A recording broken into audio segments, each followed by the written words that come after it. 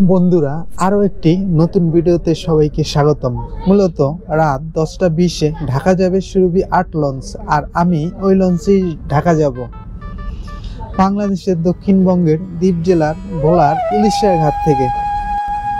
যখন রাতের লঞ্চগুলো ঘাট ত্যাগ করে ঢাকা যাবার উদ্দেশ্যে যে যার মতো ঘুমিয়ে পড়ি লঞ্চের ডেকে, চেয়ার কোচ বা লঞ্চের কেবিনে। আমরা কি জানি লঞ্চের আশেপাশ দিয়ে কি চলে বা লঞ্চ কিভাবে সামনের দিকে অগ্রসর হয়। রাত 12টা, 1টা, 2টা, 3টা, ভোর 4টা, 5টা, ঘন্টার পর ঘন্টা কিভাবে পার করে, তারপর রাতের আধার কেটে ভোর হয়। ভোর শেষে এক সময় সকাল হয়, আরো একটি দিনের জন্য সূর্য উদিত হয়, একটা নতুন দিনের সূচনা হয়। আর আমি ভিডিওর মাধ্যমে ওই বিষয়টাই তুলে ধরার চেষ্টা করব, রাত জেগে লঞ্চের সামনে থেকে ভিডিও করে।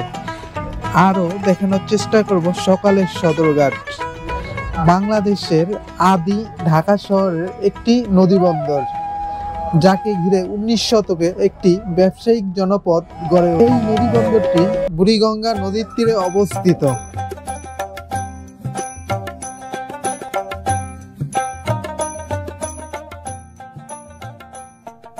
লঞ্চের ভিতরের ক্যাবিন দেখতে দেখতেই লঞ্চ ছেড়ে দিল। ছেড়ে দেওয়ার পর 30 মিনিট পরেই মেহেন্দিগঞ্জের কালীগঞ্জ ঘাটে ঘাট করলো, যেটা উলানিয়া কালীগঞ্জ নামে পরিচিত। তারপরে একটা লঞ্চের সঙ্গে দেখা হলো, ওটা একেবারেই নিরিবিলি বা একেবারেই স্লো মৌসুমে চলতেছে। মনে হয় যে এটা সকাল 10টায় সদরঘাট যাবে, এরকমভাবে চালাইতেছে।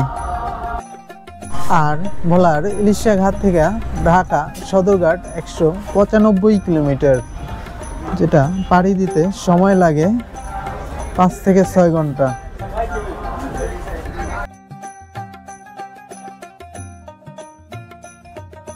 চাঁদপুরের 3 নদীর মোহনা পেরিয়ে, পদ্মা নদী পেরিয়ে ঘাট করবে এখন শীতলক্ষার ফতুল্লা ঘাটে, যেই ঘাট নারায়ণগঞ্জ জেলায় অবস্থিত। দক্ষিণ অঞ্চল থেকে এসে একের পর এক লঞ্চগুলা ঘাট করতেছে ফতুল্লা ঘাটে। দক্ষিণ অঞ্চল বলতে হাতিয়া, মনপুরা, চরপেশন, বেতুয়া, ভোলার ইলিশা, গলাচিপা ইত্যাদি জায়গা থেকে এসে ঘাট করতেছে একের পর এক এই লঞ্চগুলা।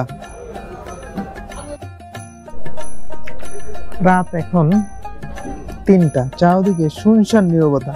এরই মাঝে আমাদের লঞ্চ থেকে, আমাদের বলতে আমি যেই লঞ্চ থেকে ভিডিও ধারণ করতেছি ওই লঞ্চের কথা বলতেছি। আমাদের লঞ্চের যাত্রীগুলা যারা দ্বীপ জেলা ভোলা থেকে এসেছে, বরিশালের থানা মেহেন্দিগঞ্জ থেকে এসেছে, এখন তারা নিজেদের কর্মস্থলে বা নিজের গন্তব্যে ছুটে যাবে।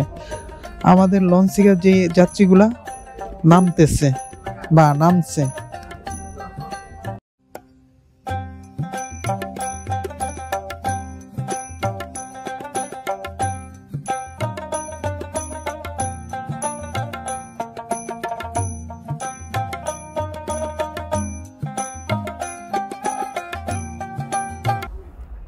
ফতুল্লা ঘাট ত্যাগ করার পর কারখানার বাতিগুলোতে শীতলক্ষার পানিগুলোকে আলোকিত করতেছে।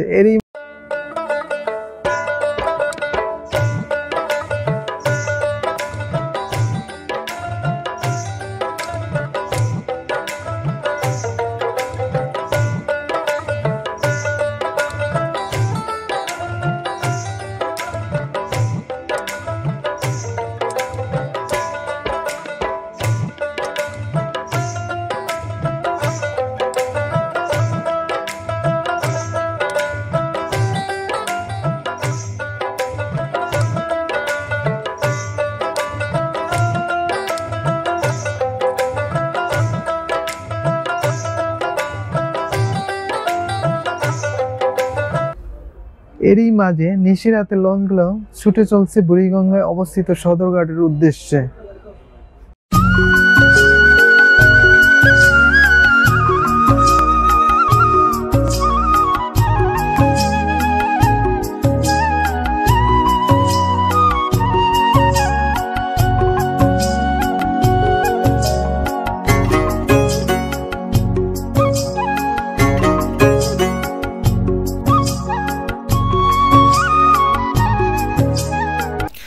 সবাই যখন ঘুমে আচ্ছন্ন তখন লঞ্চের সুকানি মাস্টার ড্রাইভার তারা লঞ্চটাকে নিয়ে চলছে গন্তব্যের দিকে, আর আমি উপভোগ করতেছি প্রকৃতির অপরূপ খেলা, কিভাবে আস্তে আস্তে পৃথিবীকে আলো দেওয়ার জন্য সূর্য মামা উদিত হয়।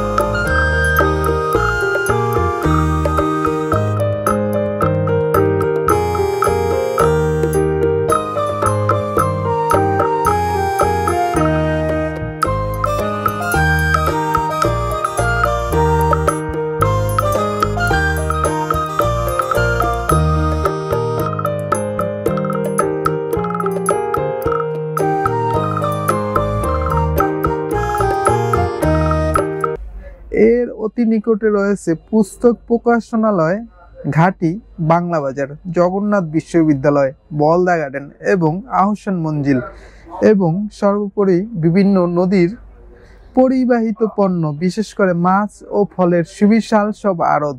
বাংলাদেশে সারা দেশে বিশেষ করে দক্ষিণাঞ্চলের সঙ্গে ঢাকা শহরের নদী কেন্দ্রিক যোগাযোগের ব্যবস্থার পরিকেন্দ্র এই সদরঘাট। অসংখ্য লঞ্চ ঘাটে ভিড় করে আছে, ডিঙ্গি নৌকাগুলো যাত্রী নিয়ে এপার ওপার করছে, কুলিদের সরগোল। সবকিছু মিলিয়ে সদরঘাট এমন একটি জায়গা যা কখনো নীরব থাকে না।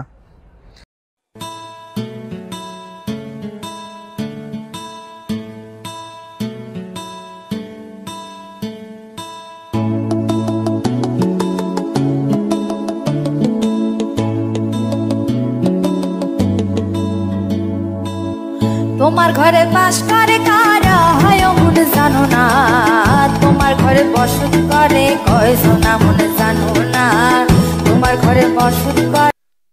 লঞ্চ ঘাট করার আগেই সবাই প্রস্তুতি নিয়ে রাখছে কে কার আগে নামবে। ছুটে চলা যেন এক মিনিটও এদিক সেদিক নষ্ট না হয়। এভাবেই প্রতিদিন সদরঘাটের কর্মব্যস্ত মানুষের ছুটে চলা।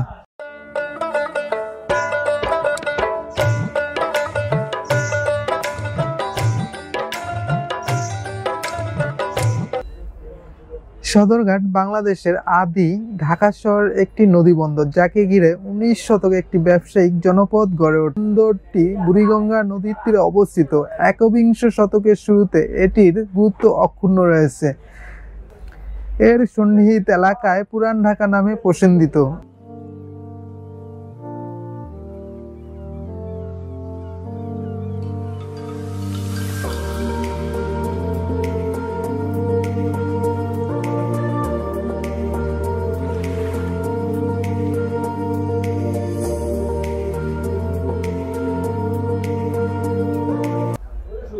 অবশেষে দিনের আলো ফুটতেছে আর লঞ্চ এসে ঘাট করতেছে একটার পর একটা।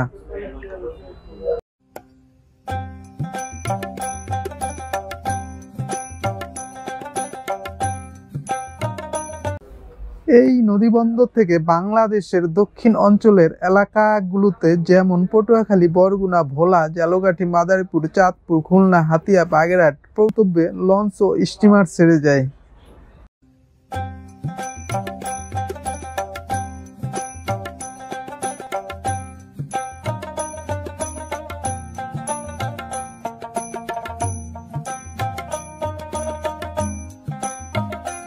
ঢাকার সদরঘাট লঞ্চ টার্মিনাল থেকে সর্বমোট ৪৫টি রুটে নৌযান চলাচল করে। ঢাকা বন্দর বাংলাদেশের রাজধানী ও বৃহত্তম শহর ঢাকার পাশে বুড়িগঙ্গা নদীর উপর অবস্থিত প্রধান নৌবন্দর। বন্দরটি শহরের দক্ষিণ অংশে অবস্থিত। যাত্রী যাতায়াতের দিক থেকে এটি বাংলাদেশের ব্যস্ততম বন্দর। বরিশাল, চাঁদপুর এবং নারায়ণগঞ্জের পাশাপাশি ঢাকা বন্দর 2013 থেকে 14 সালে 53 মিলিয়ন টন কার্গো এবং 22 মিলিয়ন যাত্রী পরিচালিত হয়েছে।